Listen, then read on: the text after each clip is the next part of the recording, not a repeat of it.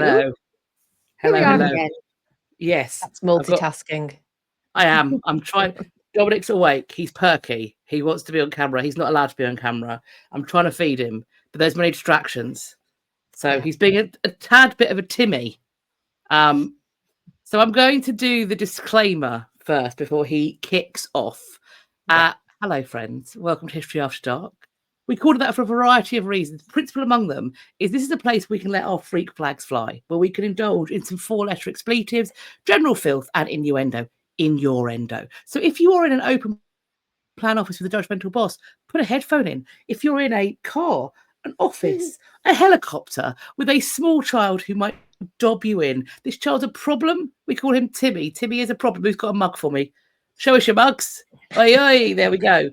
Timmy's the sort of thing that hears one depraved thing one time, locks away in his mind palace, takes it to school with him, repeats it in front of his teacher, who in my head looks like Miss Honey from Matilda. She is pure as the driven, and she doesn't know what this stuff means because she doesn't listen to History After Dark, obviously. And so she makes the first mistake. She breaks the first cardinal rule of History After Dark, which is if you don't know what something means, don't Google it. It's not for you, and that's fine. Not everything is for everyone, but she Googles it. She is now in the corner of the room in the fetal position, rocking back and forward, and she's non-verbal. Not great for a primary school teacher. You've got to go out to school, explain why Timmy knows this depraved thing, and you're also on the hook for however many weeks of therapy it's going to take to get Miss Honey back upright and talking. No one wants that. Put a headphone in. After I've said all of that, it's, I think, eminently clear what's going on here. So if at any point anyone should come into the comments, either here or on our individual social media, and say anything along the lines of, oh, I do find it very informative, but must you swear so much? It's not very ladylike. First of all, we know what you're after. You want us to pin that comment so that people can come in and they can humiliate you publicly because that's your kink. And while I won't kink shame you, they might. Kink without consent is not okay. If you want to have unspeakable things done to you by a woman in white, clean clothing, then might I introduce you to my wonderful friend Dolores. She's got a red light in her Brighton basement. She's got a car battery. She's got a light chi, and she will do things to you that will make chickens blush. She's also got chickens. That's a side hustle, though. We won't talk about those. But what you will do there is you will pay your money and you will take your choice. But that is with consent. So this is never going to be a drinking game. However, we do hope that you are all adults. You can make your own choices, but we aren't going to support that message. This is not going to be medical or legal advice. Please do not sue, because today we're here to talk about, well, Philippa is going to tell us about the Cheshire Bantams. And there is a connection, a personal connection for Philippa. This is a group of between 30 to 50,000 individuals who fought in World War One. And I'd never heard about them until Philippa mentioned them. And I'm really looking forward to finding out more because we don't know hardly anything about them. But we will after this because Philippa's going to tell us. So off we go. Thank you, Kat. Yeah, so the Cheshire Bantams, you're going to find out more about them, and they are extraordinary. And it was literally an extraordinary regiment, specially formed at the outbreak of World War One. So Britain, if I just give a bit of a premise, so Britain declares war on Germany on the 4th of August, 1914. And at that point, we have a standing professional army, which numbered, this is rather specific, but 186,400. That was our professional army at the outbreak of war. So the government immediately on declaring war against Germany calls for 500,000 volunteers to enlist. That quickly gets revised to 1 million volunteers. They want to come forward. Now, the story was, this is going to be over by Christmas. Whether they believed that or not, that was the propaganda. If we get enough people coming forward to do their part, we're going to get this sorted quickly. So men volunteered in droves, believing that, if everyone does their part, it's going to be over really soon. Parliament was adjourned in the September of 1914. And any MP who was too old to serve were asked to go back to their respective constituencies and put all of their efforts during the recess into encouraging volunteers to come forward in their area. And there was an MP for Birkenhead East, a man named Alfred Bigland. And Birkenhead East, well, Birkenhead is, it lies on the Wirral Peninsula. And I meant to bring up a map, I haven't, so, but feel free to obviously Google the map, is probably safe. But if I just give you an idea, so the Wirral Peninsula, it's part of the county of Cheshire. It's in sort of the northeast of England. And the Wirral faces its much more famous neighbour, Liverpool, which is on the facing bank of the River Mersey, which, of course, if anyone knows the Jerry and the Pacemakers song, Ferry Across the Mersey, which I think was also, that might just be a British thing. I'm not sure if Ferry Across the Mersey ever made it anywhere out of Britain, but it was a famous song here. I think somebody, was it Gaza, recovered it as well? Oh, someone did. That was Anybody. on the Tyne. Oh, was that? Oh, yeah, he's Newcastle, wasn't he? Sorry, but yes, but I think so. Anyway, Ferry Across the Mersey became a song as well. And just out of interest, the origins of Birkenhead lie in the foundation of a monastery there in 1150. It was a Benedictine monastery, and it was the monks of that monastery which operated the first ferry across the Mersey service, and they did it until the priory was dissolved in 1538. Wow. When Henry VIII's closure program, to put it politely, winding it down, which is what, yeah, gradual, like, yeah, a managed program of redundancies. yeah. I'm not sure the two with no severance pay. Yeah, there wasn't. So yeah, so I just thought that was interesting, especially if anyone's from that area. Well, they might already know that, but if you've been to Liverpool, you've seen, or you've heard of the ferry across the Mersey, the roots of that are at the Benedictine monastery at Birkenhead. And the name Birkenhead literally comes from the birch trees which had once covered the area. And in the 19th century, there's this rapid expansion with industrialization. So lots of people moved into the area who were working in the dockyards in shipbuilding. And indeed, I know some of my family members worked in the dockyards there. It was never quite as industrialized as Liverpool. So it was sort of, the Wirral was sort of known, and I apologize to anyone who lives in Liverpool, but as the posh part of, like, the posh part of that area.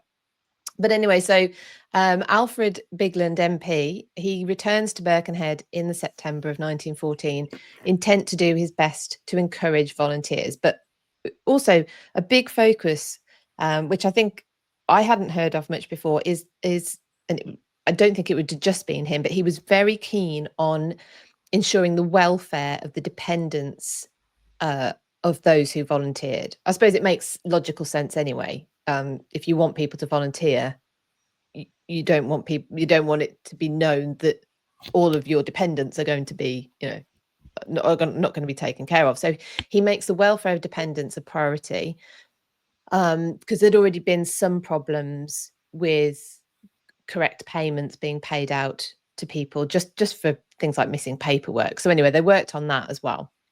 So they set up a recruiting committee. Their headquarters was in Birkenhead at Hamilton Square, and so their sort of terms of reference, if you like, their committee's duties were set out from the beginning. They were going to oversee recruitment, keep in touch with all the recruits and their dependents so they can step in and give any assistance if any difficulties arose. Then they set up a separate recruitment office that opened up in the heart of the shopping district on Grange Road. And they were more proactive than that. They didn't just have that. They went out and did small events, usually in working men's clubs, so that they could speak to potential recruits, answer their questions, give advice. And one of the reasons they did that is there was a strict rule that all recruitment offices would close at 6:30 at night. But because they were going out into the community effectively, they could work every evening to meet the men where they were actually going to be hanging out, which was the working men's clubs.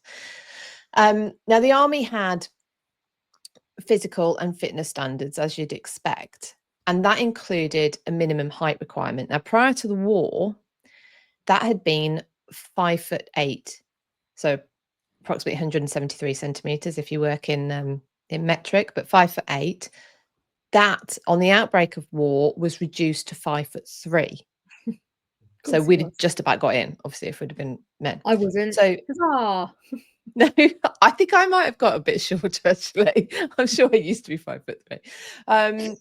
Now, somehow, Alfred Bigland became aware that there was a significant number of fit, healthy young men willing to volunteer who were outside of these physical standards. So there's a couple of stories. One story is that there were 4 miners from Durham who'd walked to Birkenhead trying to join the Cheshire Regiment, which was based in that area.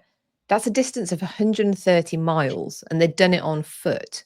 And the story goes that they're all fit, healthy, strong. You know, they're coal miners. They're used to heavy lifting, and I'm sure it will get their lungs eventually. But at the time, they're fit and healthy. They've walked 130 miles, for goodness sake, to get to this brand new recruitment office in Birkenhead, presumably because they've been rejected on account. They've been rejected at their home recruitment office, and they've just kept going and trying to find one which would take them.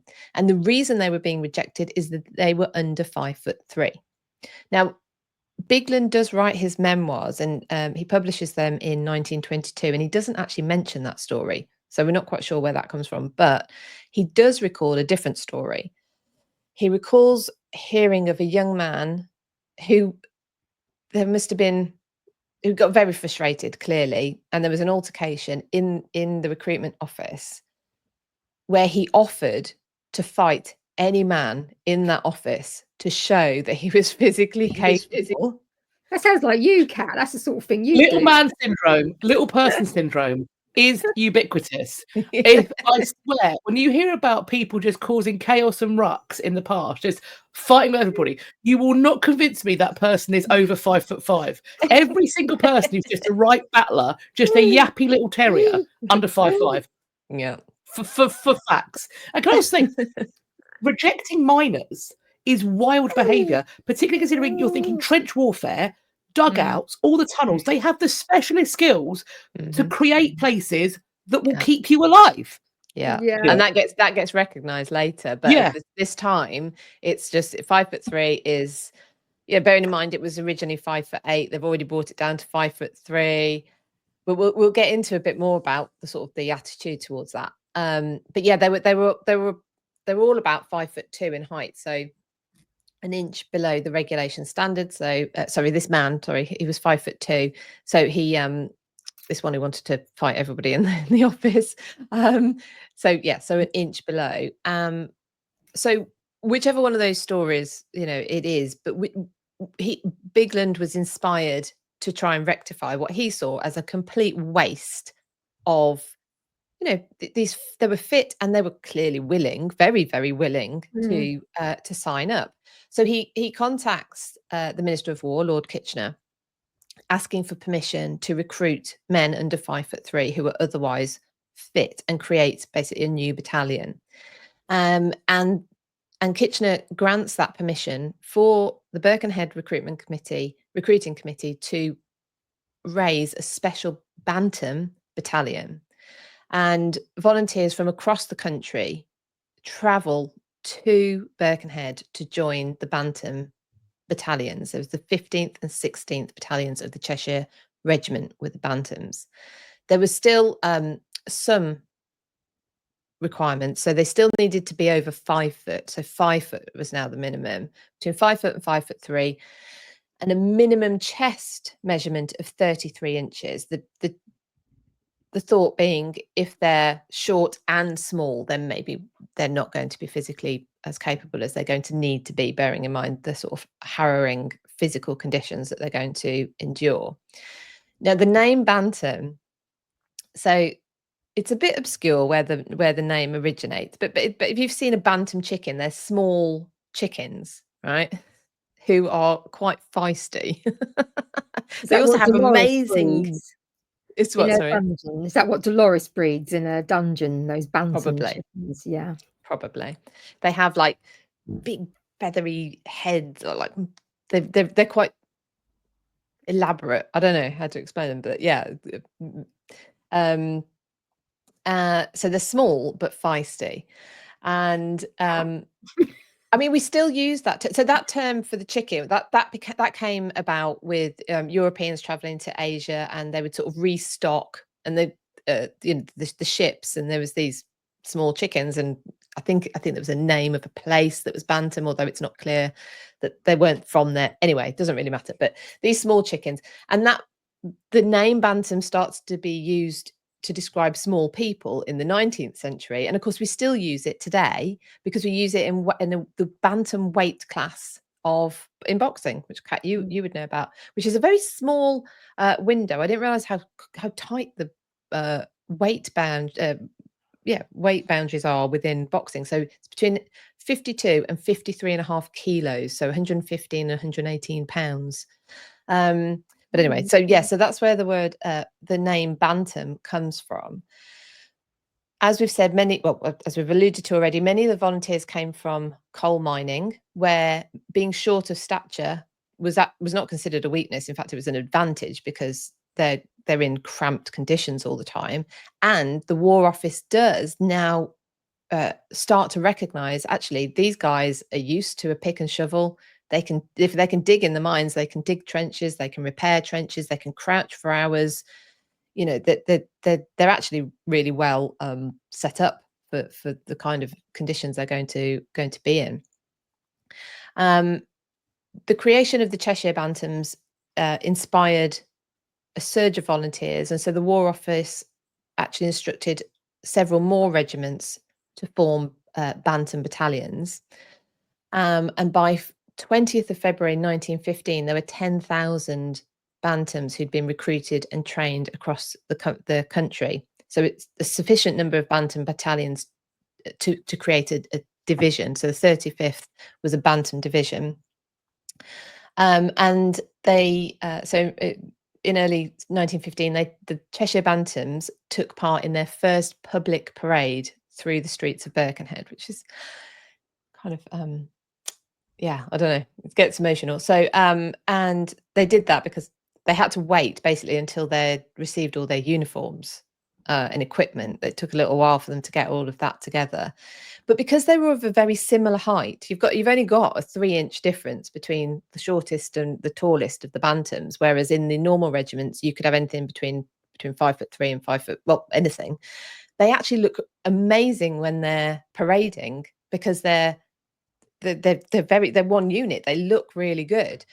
And Lord Kitchener, so the Minister of War, he is in the northwest in late March, and he's eager to view all of the soldiers that are from the Liverpool, Manchester, Chester, so all that area. So they have this parade through Liverpool, and the Bantams take part. They bring up the rear of the parade, and apparently Kitchener, when he saw them come round, just broke out into a broad smile. He was just delighted with these guys, and he turns to Bigland, the MP who set all this up, who's standing behind him, and just shakes his hand. And he's really impressed. He's really pleased. He promises them all the equipment they need so that the Bantams can get to the front line without delay. And the Bantams inspire. I've got a couple of these. They inspire songs and poems and all sorts. There's one song that I haven't got the tune. I'm not going to sing it to you. I've only got the words. It was written about the Bantams. It was dedicated to Alfred Bigland MP. It's written by two guys called Stephen West and Edward Watson, and just published in the Birkenhead area. But it goes, they formed a new battalion, the Bantams. Did you ever see a bantam in a fight? No other bird can stick it like a bantam or can lick it. And you never saw a bantam taking fright. For a bantam's got the courage of a bulldog, and a bantam's got endurance like an ox. Quite a healthy sort of phantom is your plucky little bantam when he's out to give 'em socks. And the chorus goes, what can it matter then about the height, be it 5'1" or 5'10", if the British heart beats right and is longing for a fight and the country asks for men? So Birkenhead being the only place that these men who wanted to fight could go initially before the other divisions were set up. There was the majority of them turned up with very few belongings, some of them just the clothes on their back. And so the Birkenhead people really took to kind of looking after them. They set up clothing centres. They supplied them with their favourite cigarettes. Apparently Woodbines was the cigarette of the day. And they would put on concerts to entertain them. I don't know, possibly to raise some money for them as well. They were made to feel really welcome and appreciated. That wasn't completely the case everywhere else. Not everyone was convinced by these small soldiers. So there were reports from medical officers visiting the 35th Division, so this Bantam Division, as they're being prepared for the front line. And they state things like, quote, "It is impossible to expect undersized men to be useful as soldiers in the British lines at Flanders, end quote. And quote, "It is well known that such little men cannot bear the physical and moral load of modern warfare," close quote. Rude. Yeah, it's well known. What do you mean? It's well known. It's well known these men who, like Wow. we've said, they're coal miners. They've traversed the country to sign up. They're clearly willing. They're morally. They can't take the moral load, these anyway. So that was they came across a lot of skepticism, a lot of bigotry. No matter where you go in history, what happens, there's always some new form of bullshit, isn't it? Yeah. It's like we've By run some out of other expert. people to slag off, so let's pick on the shorter men. Yeah. And these are the medical officers. These are the so-called experts at the time. We know how that goes. So it becomes the wars continue. It becomes obvious it wasn't over by Christmas. Spoiler alert, we all know that. It wasn't going to be a quick blow to the opposition or an early conclusion to the war. And each town is seeing their severely injured young men coming back. So the number of volunteers drops because, everyone volunteered thinking, right, if we all just do our bit, it's going to be over. It's going to be over really quickly. They hadn't seen, I think obviously once you see people come back maimed, blinded, their lives ruined, that's so the number of volunteers starts to drop significantly, but they need 30,000 new recruits each month just to keep the numbers up. So Britain starts out on a volunteer model, but it has to move to conscription. And there's renewed efforts to target single able young men, so people without dependents. And on the 4th of January 1916, the Prime Minister Asquith, introduces a bill to the House of Commons for compulsory service for unmarried men without dependent children. And I think even by now the physical, even the less strict physical standards for recruits are now more guidelines than rules. And because they simply needed the numbers. And there was this propaganda going around before that was being put out that one volunteer was worth 3 conscripted soldiers. And I think that probably just sort of got quietly, that was no longer repeated. But despite this desperate need for the men to get to the front line, the Bantams didn't see action until 1916, apparently held back because George V himself wanted to inspect a division of the Bantams. He wanted to see this special lot. So finally, around New Year 1916, they're getting prepared to go to the Western Front. They need a lot of kit. And including they have their pack, obviously they have 2 blankets, waterproof sheet, their rifle, 120 rounds of ammunition each.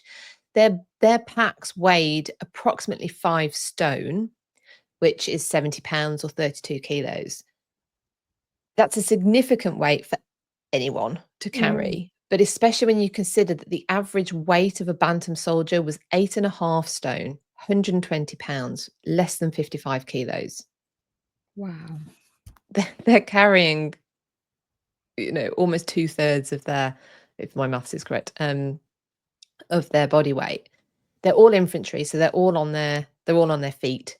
The officers rode horses, but the men have to carry their packs. It might just as an aside, their officers were, because to be an officer, obviously you needed to have had some experience in the army, and the Bantams, by virtue of the fact that they'd been excluded before, hadn't got enough experience. So all their officers are full height, normal height, if I may say that. Which was interesting in the trenches, because the trenches didn't have to be dug so deep for our guys, and the officers had to be really careful not to stand up. Yeah, it's just like, that's morbidly funny. I'm sorry, it's not really funny, but Well, it's like earlier when well. you said they're in the mines in the tunnel, so they're used to crouching, and I was thinking, well, they won't have to crouch quite so much as everybody else. Yeah. So so I think if they built the trenches, it was a little bit more difficult for the officers and for any other divisions that turned up.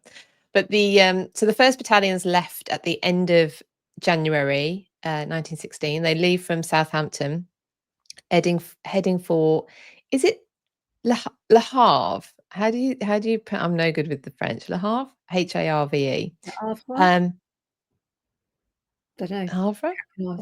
I apologise to anyone French or who knows this place. Might be also sorry. wrong. So they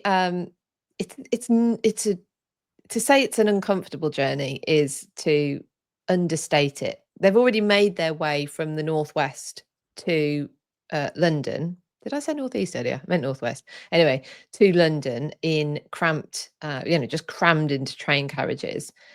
Then they're squished into a boat to go over the channel, which is not nice, is it? And still, without any sign of breakfast or anything, they're made to stand for 2 hours on the deck of the ship before they're finally given the orders to disembark. To which they respond with typical British humour, and they start to bar like sheep. So they're slowly like jostling off the ship. By this point, they're just, they're over humor it. Humor is What's required. keeping them going at that point? Yeah, I think so. I now my granddad served in the Second World War, and I can totally see him. He would have, he would totally have gotten this sort of humor. And the French people who were on the quayside, I think, were probably a little bit startled to begin with. Then they found it hilarious. So all like chaos basically ensues, and the officers in charge are like, they are not happy. They're really frustrated because the laughter just grows and grows and grows. And order proves difficult, but they finally get them in order, and the Cheshire Bantams march through the streets of Le Havre to the camp where they're going to be based, before they get moved on to the next stop. But the townspeople were not quite as welcoming as the people had been on the quayside, at least. And they were really, I mean, they chose contempt and disrespect, quite frankly, for this group of young men who they're there because they're going to go to the front line and risk death. And they begin taunting them for their size, shouting pickaninny, which I'm presuming is some sort of French for small person. And they just keep shouting. No, that's like a wildly racist. Right. That connects. Yeah. So that's what they're shouting. Wildly racist. Right. So this is what these young men who, I don't know the age range, but they're going to be generally young men, because they're going off. They're physically and they're physically capable, and they're able to volunteer. So yeah, and they're getting racist slurs, taunting them while they've literally been in France for an hour. Quick question: did the Cheshire Bantams have black people in their ranks? I don't know. I don't think anyone. Because that term, it's a pejorative term for a small black child. Oh. I don't think. Well, as far as I know, like the majority would have been white, even if there was. See, the thing is, there isn't huge amounts of photos of them, or there are some lists, but I noticed that I know there's some people missing off those lists. So I'm not why they would use a racial slur. I mean, calling them children because of their size, but why the racial slur is odd. Now that, I mean, you know, they've seen all sorts coming through. This is where they're landing before they're going off to the north of France anyway. So they would have already seen soldiers from, I think they were coming, I don't know, from all sorts, you know, all parts of the world coming through to go. So they would have seen black people, definitely. But it was the go-to. Come before that? When does it come, like in terms of time? If it came before that point as a racist slur towards a black child, or at the time, could it just have been a term, you know, like an insult? So it developed into yeah, well, that's what I was trying to say. Was it not meaning then what it's meant more subsequently? Or if it's such an insult, they thought they'd throw that in as an extra insult. Almost. It was definitely in use in America in like the 1800s, and it was also used, I believe, it got thrown around against First Nations and Aboriginal people in places like Australia and New Zealand. I'm not quite sure what date, but this is like Jim Crow as well. It's rife during Jim Crow too. Interesting, because so I'd not heard of this term, and obviously they're in France, so it's the French people who are using it. But yeah, I mean, the Bantams have got somewhat of a tough skin by this point. They've endured similar, well, you know, they've endured name calling and jibes while they've been on their training camps across England, training with, you know, I don't want to call them other people who were higher, who were taller than 5'3". So they keep their nerve, they keep their temper, but there is a later incident when the Bantams they're held up at a railway crossing, and they're stood near a munitions factory, and some local Frenchmen who they're exempt from duty because they're working in the munitions factory. They're on a break and they start to taunt the Bantams with similar slurs, I believe. And they started on them because they took offense because there were some girls at a shell making factory also nearby on their break, and of course the soldiers are there and there's some flirtation going on. They don't speak the same language, but who cares? I think the language of flirtation is universal, and the men take some offense to this and start jibing the soldiers, and that time it actually breaks out into physical violence. Apparently the Bantams, remembering they're mainly from physical professions, they've also just gone through their army training, they held their own, let's just say, and I think the Frenchmen probably regretted the decision to jibe them. I think fuck around and find out. There we go. They did. They found out.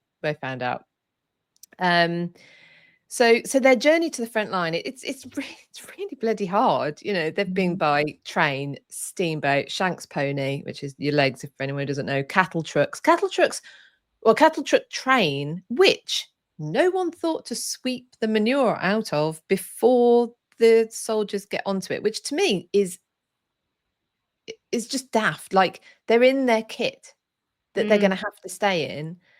I would have thought it would be good sense to try and preserve it, but anyway. And then they're in temporary lodgings everywhere, and then they're on the front line. So by the time they're on the front line, it's the middle of February. The temperatures are dropping below freezing, as you'd expect in northern France. And of course, they're beginning to see the action of war, the realities of war. And we know that because lists started to, at this time, you see the beginning of the lists of the dead and maimed.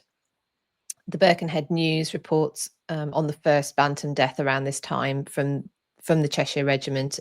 Private Waitman became the first little man. This, I am quoting this. In fact, quote, Private Waitman became the first little man to be killed in action, close quote. Less than half of the young men who disembarked that at Le Havre came home. With the continuance of the war, with the incredibly high death toll, that we should never forget how many young men died, the casualty numbers far exceeding anyone's worst nightmare.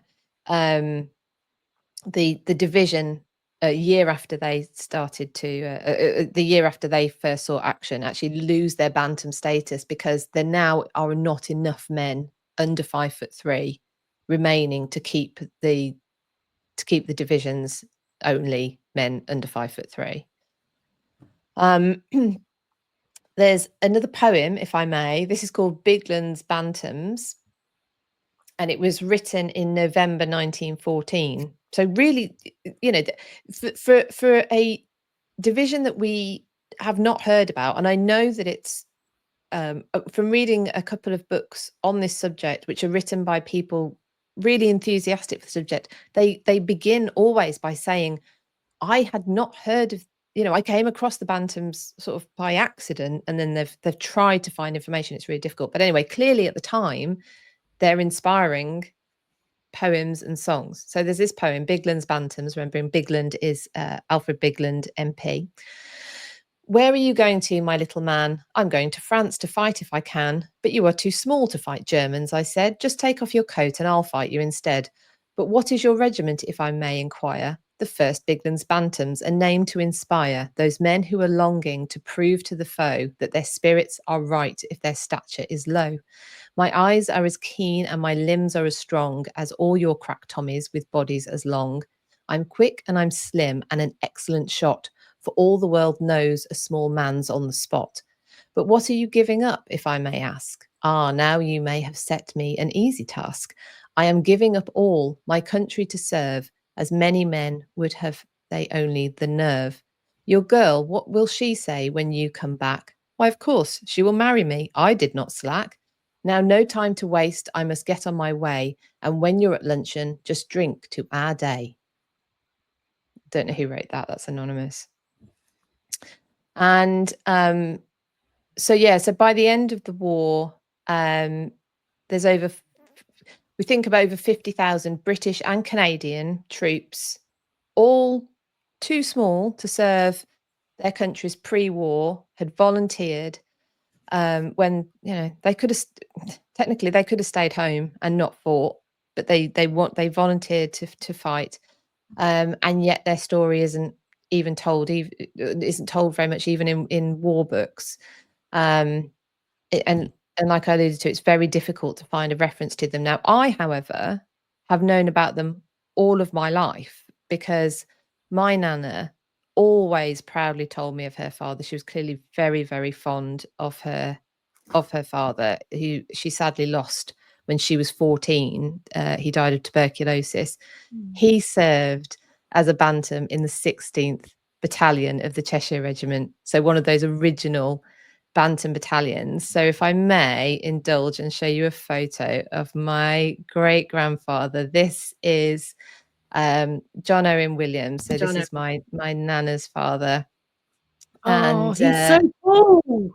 He's so lovely. This is him with his with one of his friends who signed up as well.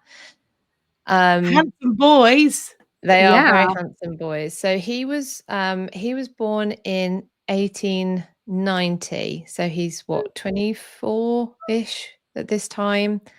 And yeah, so he was in the 16th Battalion of the Cheshire Regiment. So he's one of your original Bantam one of the original Bantams. So, and my nana was like 5'7", so I don't know. I don't know.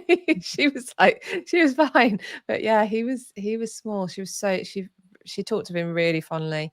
But yeah, he lived till he was 53. He died in 1943 of TB. And I know that story because I know Nana had to go out to work then. She was 14 and she had to try and support her mum and her younger sister. So, but yeah, so that's the Cheshire Bantams, and this is my great grandfather. Oh, it's a wonderful piece of history because you've got that connection to it as well. Well, it was So, something, I think I mentioned it to you two. I said, I can't yeah. remember why, and it came up and you were like, I've never heard of them. Whereas I'd heard of them because of Nana telling me about her dad. So, and then when I looked into it, it turned out that yeah, their story is really undertold. And you know, they are a group of people who could have decided to sit the war out and not go. They didn't need to make a fuss. They didn't need to go. They didn't need to sign up, and they did, with all the horror that entailed. And I think they deserve to be known about and remembered. Well, yeah, because their contribution to the war effort is equally as valuable as everybody else's. Oh, So, yeah, massively. you know, Yeah. it's that there's no difference between what they put into the situation. In fact, you could argue, as you say, that they had an option and they made an extra effort to be there and walk all those miles. So you could say their contribution was in some ways even more because they put themselves, other people were forced into that situation and they sort of volunteered for it. So They definitely stood up to the Bantam name, I think. This feistiness, this energy. I wonder why their story isn't more told. That's quite strange. It makes you wonder if there's other stories that aren't told as well. You know, I just happen to know about this one. We know that the role of women was undertold for a long time and is way better known about now. But you know, thanks to the efforts of people telling this, making sure those stories are told. I mean, it could just be one of those hangovers from such a. I don't think we can judge, you know, society wanting to probably just move on. I mean, this was horrendous. And then, of course, we know they get hit with a Second World War within lifetime. You've got people serving in both wars. You've got women losing husbands in the first and then losing sons in the second. You know, the collective requirement to try and I don't know. I couldn't judge society and what people choose to do after that. You know, we have no comprehension of what that would be like. So I don't know that it's a, you know, I don't know that people have been written out. I think we're too tempted now to, in our really quite comfortable lives, to go, oh, if people aren't being talked about, they've been written out of history. And I think we just need to be a bit careful that we're not judging people, especially in this sort of situation where it's just, you know, I mean, millions of men died, millions of people died. You know, there's going to be stories within that aren't told, I suppose. So, and obviously now we've got to the point where pretty much everybody who was alive during the First World War has gone. There may be one or two veterans remaining, but there's nobody now to fill in those gaps. And I wonder now if, you know, we'll be sort of in, I don't know, 20, 30 years, we'll be in the same situation, won't we, with veterans of the Second World War. And we maybe need to make more of an effort to find all the things that we don't know exist whilst we still have that window of opportunity. But yeah, I mean, massive. I mean, even people who are survived. So my pop served in the Second World War and he died in 2019 at 90. I can't remember what he was now, 94 or something. I don't believe there are any World War I veterans still alive. I don't think there are. No, World War One's well. Even World War Two. Yeah, we lost the last World War II bomber a couple of months ago. So yeah, there's hello. All right, I'm going to mute. I mean, I know obviously if you look in terms of history books, I can't remember, it's either the Tudors or the First and or Second World Wars are the most written about periods of history, aren't they? Especially there are a couple of well, there's History Press, so they're a publisher that particularly focuses on conflict, warfare, and things associated with that. So but they obviously have a lot of books about this period, but you wonder, like so many things, there's obviously quite a lot of replication, and to read all of them would be quite the task. I could be being unfair. It might be that there are people including them in their overall narratives of World War One, but it's one of those stories that it's not made it into the public conscious, and it's quite a I don't, fun's probably not the word, but a special story, because now I don't think there is a height requirement for the army. I don't believe. I think it's more sort of what job do you want to do. Obviously I couldn't be a tank driver because I think the window would be above my head, which that kind of wouldn't make me very good. I'd have lots of cushions on my chair. I think there is I believe there was a maximum height for being in the planes. Maximum height, yeah. Makes sense, yeah. I think there potentially may be a maximum height for some roles, because you've got to be able to fit in some tiny thing. Equipment. Yeah, I keep harking back to that thing where you mentioned the medical officers talking about them lacking the moral strength, and there is a conflation, I think, particularly in this period, between moral and like psychological. So I'm wondering if there's an assumption that actually, to me, my first thought went, they think of them as being almost like children or women, and that they haven't got the kind of fortitude that they are essentially denying them what was conceived at the time as like proper masculinity, and maybe that's why they're talking about them in that way. And I wonder if that's another reason why potentially their stories don't get told as much. Maybe. I mean, I suppose I don't know what the I mean, somebody will know. Maybe I should know this, but I have to admit, the wars are not the period that I go to ever, really. So, but overall, in terms of numbers of people who went to fight, what 50,000 looks like as a proportion of that, I'm imagining is very small. And local, in the Birkenhead area, clearly these were people. It was a big story. Everyone loved it. The Birkenhead News was, reporting on their progress and everything. Lord Kitchener wanted to see them. George V wanted to see them. They weren't unknown in their time. Somehow their story has fallen out of the narrative afterwards. Do you think it's because, like, in terms of the wars, we see the same sort of thing for people of different ethnicities and religions and things, like, how many Sikhs fought for us in the Second World War and were like very successful and gave their lives, etc. But their story got missed off for a long time, So I don't know if it's a minority thing. Then those photographs of the Sikhs recovering at the pavilion in Brighton, and that's I think it became about the story. I don't think there's a deliberate element to it, but I think that there were so many individual tales, but also group tales. I mean, it was a few, I would say, decades ago, and there was a campaign that ended up being spearheaded by Joanna Lumley about the Gurkhas, and the kind of. And like today, the Gurkha Regiment continue on, and they are feisty. Cool. Maybe cool's the wrong word, but they are. We're on History After Dark, so I can say it. To use a quote, no finer quote than, they are double hard bastards. They are. Like they are double hard. They are double hard.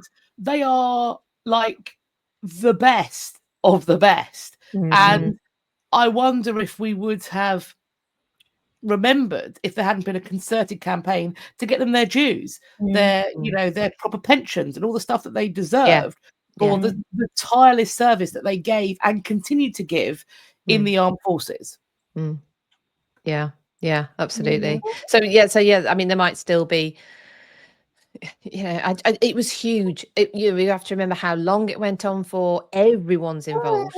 No one gets out of having some sort of involvement in it, whether you're at home or you're on the front line.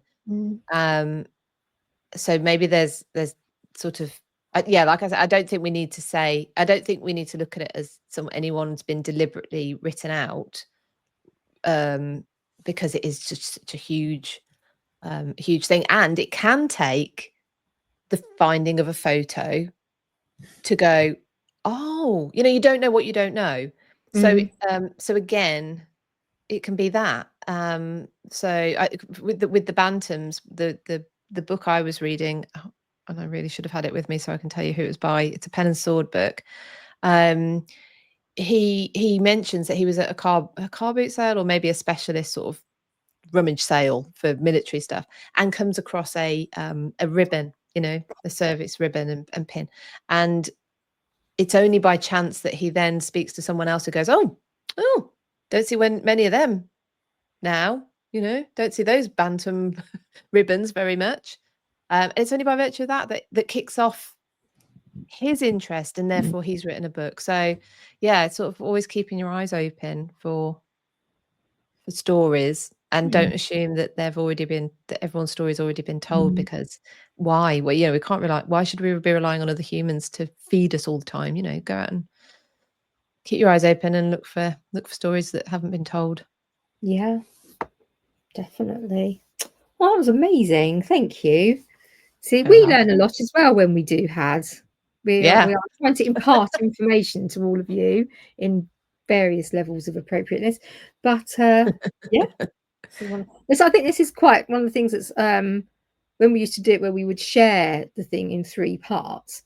We were all still learning, but I think this has brought topics that we're all learning quite a lot from as well, because we don't necessarily know very little or anything about the things we're bringing up. So we bring you this fabulous content. Yeah. Yes. Like, subscribe, pay us. Yeah, all those things. See what's going on at the bottom of the screen. Yeah. Oh dear. I'm pleased with myself for getting through that without crying. I didn't write it without crying.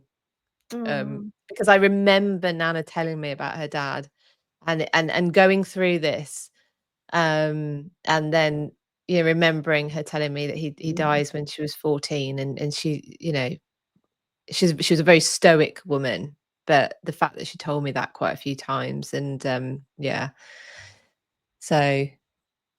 And because I think at the time as well, the TB hospitals, they were, you know, if you had TB, you were in a specialist TB hospital, tuberculosis hospital, and you were out of the city sort of thing. And because they wanted you to have fresh air and you'd spend a lot of time outside.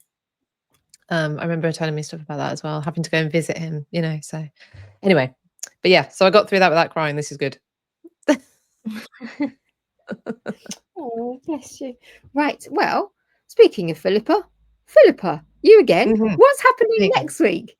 Okay, so Kat is going to introduce us to a man called Bill Richmond, who has got quite an extraordinary story to tell. So I'm not going to do any spoilers, but you will definitely want to be hearing about Bill and seeing his pictures, to be fair. I'm a big fan already.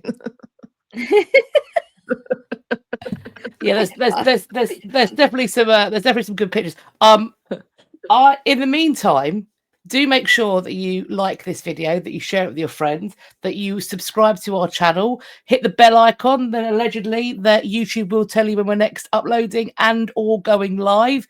However, YouTube is sometimes sneaky and nefarious, so I will tell you in a moment where you can find more information about us. But if you like what you're seeing, please head over to www.buymeacoffee.com/had podcast. You can buy us Winnebagos there. That supports the channel. You can also join our close friends, which is on Instagram. If you see HAD up the top and it's got a green light around it, you're one of our close friends.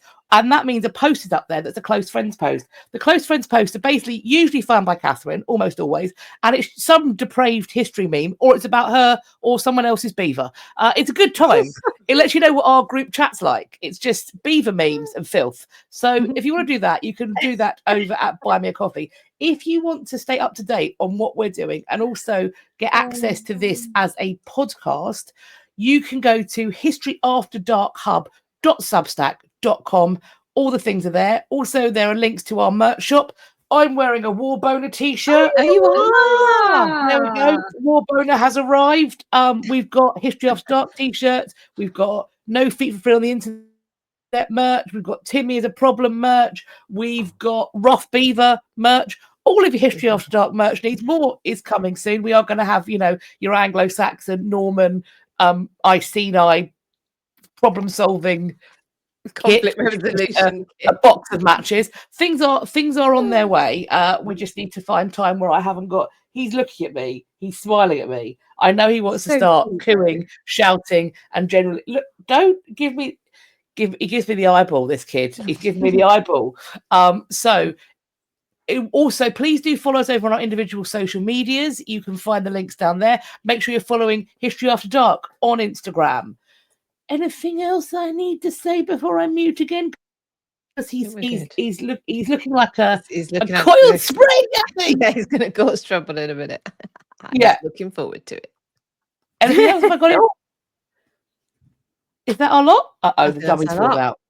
The pins come out of the grenade. The dummy's fallen out. We need to leave. I'm going to say, that's fine. Yeah, if we haven't, we'll see you next time. Yeah. In the meantime, be good. If you can't be good, be careful. And if you can't be careful, for the love of all that is holy, do not get caught. We're going to leave in 3, 2, 1. Bye.